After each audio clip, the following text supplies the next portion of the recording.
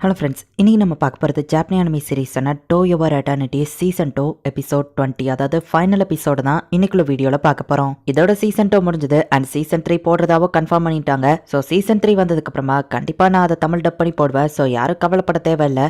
சரி வாங்க நம்ம வளவலன்னு பேசிட்டு இருக்காம இன்னைக்குள்ள கதைக்குள்ள போலாம். இன்னைக்கு நம்ம பார்க்க போறது to your eternity season 2 episode 20, அதாவது ஃபைனல் எபிசோட். பான் உயிரை கொடுத்து ஃபோஷியை திரும்ப கொண்டு வரான். ஃபோஷி இறந்து போன எல்லாரையும் இப்ப திரும்ப கொண்டு வரான். அவனோட இம்மார்டல் சோல்ஜர்ஸ்க்கு முன்னாடி நாக்கர்ஸ் எல்லாம் ஏதோ பண்ண முடியல. ஆண்டி உங்க ஜெயிச்சிருந்தாங்க. வீட்டுக்குள்ளேயே இருந்த மக்கள் எல்லாருமே இப்ப வீட்டை விட்டு வெளியே வராங்க. சோ எல்லாருமே ரொம்பவும் என்ஜாய் பண்றாங்க. ஒரு திருடனால இறந்து போன அந்த பாட்டி வந்துட்டு தான் பையன் உயிரோட வந்ததை பார்த்துட்டு ரொம்பவே ஹாப்பி ஆகுறாங்க. மத்த சோல்ஜர்ஸ் எல்லாம் இப்ப சிட்டியை கிளீன் பண்ணிட்டு இருக்காங்க. காமோ நீ உயிரோட தான் இருக்கியா? நம்ம கிரஷோட அம்மா கேட்கவும் என் இன்னர் ஸ்ட்ரென்த்தை யூஸ் பண்ணி நான் திரும்ப வந்துட்டேன் நம்ம சொல்றான். யோஹிஸ் உன் கை எப்படி இருக்குன்னு கேட்கவும் மெகல் எல்லாத்தையும் சொன்னார், என் ஃபேமிலிக்காக உயிரை கொடுத்து ப்ரொடெக்ட் பண்ணிருக்கே அப்படின்னு காமோவா கட்டி பிடிக்கவும் அவர் பார்த்துட்டு இருக்காரு, இப்படி கட்டி பிடிக்கிறியா அப்படின்னு காமோ கேட்கவும் அதுக்கு என்னவா கேட்கவும் மெகல் உன் பாய் ஃப்ரெண்ட் தானே கேட்கறான். இல்ல அது என் அம்மாவோட பாய் ஃப்ரெண்டுன்னு சொல்றா. சோ காமோ இப்ப ரொம்பவே ஹாப்பி ஆகுறான்.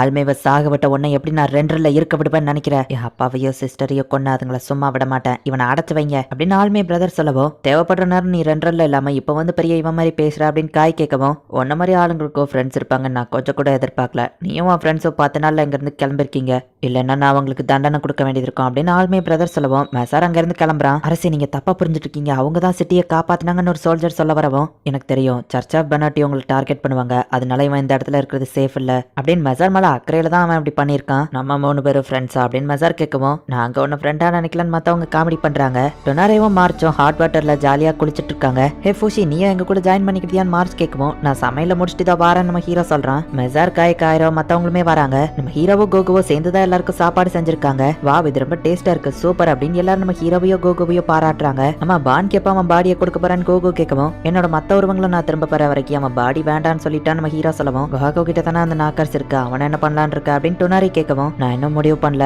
அவனை போய் மீட் பண்ணணும் அப்படின்னு நம்ம ஹீரோ சொல்றான். கஷ்டப்பட்டு சிட்டியை காப்பாத்திருக்கோம், 10 நாள்ல கிளம்பணுமா அப்படின்னு கோகு வருத்தப்படுவோம். அப்ப அது வரை சுத்தி பாப்போம் டொனாரி சொல்றா. கைஸ் இப்ப நீங்க இஷ்டப்பட்டபடி என்ன வேணா பண்ணலாம், ஆமா உங்க ட்ரீம்ஸ் எல்லாம் என்னது அப்படின்னு நம்ம ஹீரோ கேட்கவும் திரும்பவும் நான் சின்ன பொண்ணா மாறினா நல்லா இருக்கும்னு டொனாரே சொல்றா. எனக்கு ஒரு ட்ரைனிங் ரூமும் கிச்சனும் இருக்கணும்னு கோகு சொல்றான். இப்படியே ஒவ்வொருத்தவங்களும் அவங்க என்னென்ன பண்ணணும் அப்படின்னு ஆசைப்படுறாங்களோ அது எல்லாத்தையும் சொல்லிட்டு இருக்காங்க. இவங்க எல்லாம் சுயநலவாதிங்க, நானா இருந்தா உலக அமைதியை தான் ஆசைப்படுவேன் அப்படின்னு பானோட ஆவி சொல்லுவோம். அது கரெக்ட் தான் நம்ம ஹீரோ யோசிக்கிறான். நான் வளர்ந்து ஒரு அம்மாவாகணும்னு ஆசைப்படுறேன்னு மார்ச் சொல்றா. சரி உன்னோட ஆசை என்ன லிட்டில் போன் மார்ச் கேட்கவும் உங்க ஆசைகளை நிறைவேற்றுறது தான் என் ஆசைன்னு நம்ம ஹீரோ சொல்லுவோம். நானும் ஒரு காலம் அப்படிதான் இருந்தேன், போஸ்மேன் தான் என்ன மாத்தினாரு அப்படின்னு கோகோ சொல்றான். இந்த மொத்த வேர்ல்டுமே ஒரு நிம்மதியான பீஸ்ஃபுல்லான வேர்ல்டா மாறணும், நாக்கர்ஸே இல்லாத ஒரு வேர்ல்டுல நீங்க எல்லாருமே ஹாப்பியா வாழணும், இதுதான் என்னோட ஆசை நம்ம ஹீரோ சொல்றான். நான் கூட இருந்து ஃபைட் பண்றேன் அப்படின்னு கோகு சொல்லவும் என்னோட ரோட்ஸை நான் இந்த உலகம் ஃபுல்லா பரப்பணும்னு ஆசைப்படுறேன், அதுக்கு ரொம்ப நாள் ஆகும், அந்த டைம்ல நான் கான்சியஸா இருந்து உங்ககிட்ட பேசக்கூட முடியாது அப்படின்னு நம்ம ஹீரோ சொல்லவும் திரும்பவும் ஒன்னு நாங்க இழக்க தயாரா இல்ல அப்படின்னு மத்தவங்க சொல்றாங்க. ஒருவேளை நீ உன் கான்சியஸை இழந்துட்டேன்னா நாங்க உன் கூட இருந்து ப்ரொடெக்ட் பண்றோம்னு டொனாரே சொல்லவும் நான் இழக்க மாட்டேன் நம்ம ஹீரோ சொல்றான். நான் செத்தா கூட நீ என்ன ரிவைவ் பண்ண தேவையில்ல, நான் கூட இருக்கிறேன்னு கைரா சொல்றான். இந்த லைஃப்ல நீங்க எல்லாம் இறந்து போயிட்டீங்கன்னா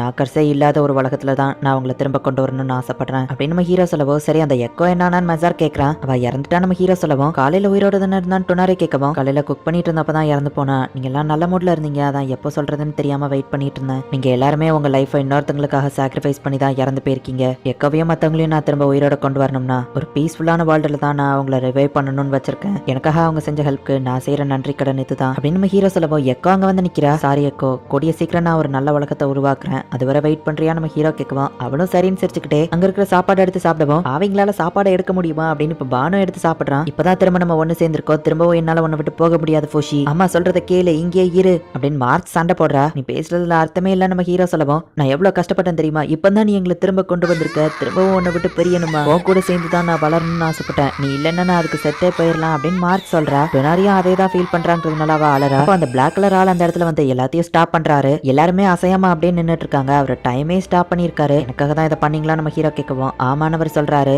தேங்க்ஸ், அப்புறம் பார்க்கலாம் கைஸ் அப்படின்ட்டு நம்ம ஹீரோ உள்ள போறான். அந்த சேர்ல போய் உட்காந்து இன்னும் உலகம் ஃபுல்லா அந்த ரூட்ஸை பரப்புறதுக்கு நம்ம ஹீரோ ட்ரை பண்றான். இப்ப மத்தவங்க எல்லாம் அவங்கவுங்க வழியை பார்த்து கிளம்புறாங்க. ரெம்ரல்ல இருக்கிறவங்களும் அவங்க எல்லாரையும் வழி அனுப்பி வைக்கிறாங்க. டொனாரியும் மத்தவங்களும் எங்க நான் போய் பார்த்துட்டு வரேன் அப்படின்னு சொல்லி கைரோ போறான். மார்ச் தான் அவனை விட்டு வரவே இல்ல.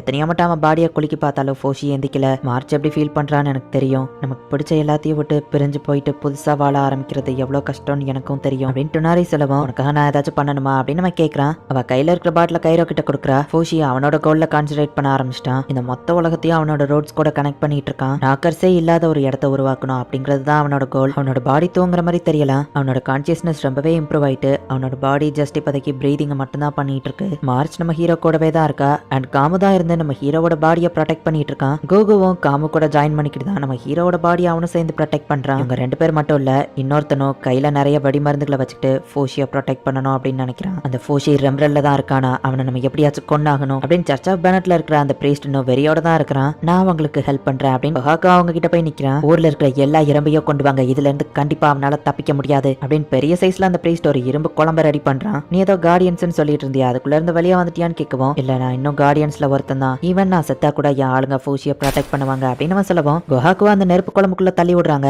ஒரு பையனை பத்திட்டு இவங்க அம்மா இறந்து போயிட்டாங்களே, வயசே கனவா அவ்வளவுதானா, 6th சக்சஸர் ஒரு பையனா பிறந்துட்டானே, இவனால ஃபோஷியை பாத்துக்கிட முடியுமான்னு அவங்க யோசிக்கவும், என்ன நம்புங்க என்னோட பெஸ்ட்டை நான் ட்ரை பண்ணுவேன் அப்படின்னு கொஹாக்கோ சொல்லியிருப்பான். நீ சொன்ன இந்த வார்த்தையை ப்ரூவ் பண்ணணும்னு நினைச்சேன்னா உன்னால முடிஞ்ச எல்லாத்தையுமே ஃபோஷிக்கு பண்ணு அப்படின்னு அவன் லீடர் சொல்லியிருப்பான். அந்த நாக்கர்ஸ் கொஹாக்கோவை சாக விட மாட்டேங்குது. ஆனா கொஹாக்கோ நம்ம ஹீரோக்கு ஹெல்ப் பண்ணணும்னு நினைக்கிறான். அவன் கையா அவனே அதுக்கு கீழே விழுறான். ஃபோஷி ஐ லவ் யூ அப்படின்னு நிறைய வெடி மருந்தோட அவன் போய் உள்ள விழுறதுனால அந்த இரும்பு குழம்பெல்லாம் தெரிச்சு சர்ச் ஆஃப் பெனாத்தையே டெஸ்ட்ராய் பண்ணுது. அந்த மத்தவங்க கான்சியஸ்னஸ் ஃபோஷிக்கிட்டே திரும்ப வரவும் கொஹாக்கோ இறந்துட்டாங்கிறத நம்ம ஹீரோ தெரிஞ்சுக்கிட்டான். இழந்த எல்லாரோட உருவமும் கிடைச்சா பான் திரும்ப உயிரோட வரேன்னு சொல்லியிருப்பான். சோ நம்ம ஹீரோவா அவனோட ஷெல்லை கிரியேட் பண்ணி அதோட கனெக்ஷனை கட் பண்ணவுமே பான் இப்ப உயிரோட வந்துருதான். ஆமா நான் எங்க இருக்கேன் அப்படின்னு அவன் பார்த்துட்டு ஷாக் ஆகுவோம். அவன் ஃபேமிலி அவனை கட்டி பிடிச்சா ஆள ஆரம்பிக்கிறாங்க. டொனாரே ஃபோஷியை பத்தின புது லெஜெண்டரி ஸ்டோரிஸ் எழுதுறா, கடவுள் தான் நம்மளை ப்ரொடெக்ட் பண்ண இந்த ரூட்ஸ் அனுப்புறாரு அப்படின்னு சொல்லி புது காட் பிலீவர்ஸ் கிரியேட் ஆகுறாங்க. ஹைரோ நிறைய சர்ச்சுக்கு டிராவல் பண்ணி டொனாரியோட புக் ஸ்டோரிஸ் சொல்றான். காய் யுராலிஸ்கே திரும்ப வரான். அவங்க அப்பா வியாதி அவனுக்கும் வந்து இறந்து போறான். கோகோ எல்லாருக்குமே ஹெல்ப் பண்ணி அவன் லைஃபை ஜாலியா என்ஜாய் பண்ணி ஒரு வழியா இறந்து போறான். டொனாரி ஜனாண்டாக்கே திரும்ப போய் அவளோட வாழ்க்கையை வாழ்ந்திருக்கா. இப்ப அவ இறந்ததுக்கு அப்புறம் அவ ஆசைப்பட்டபடியே ஃபோஷி கிட்ட அவ பாடியை அனுப்பி வைக்கிறாங்க.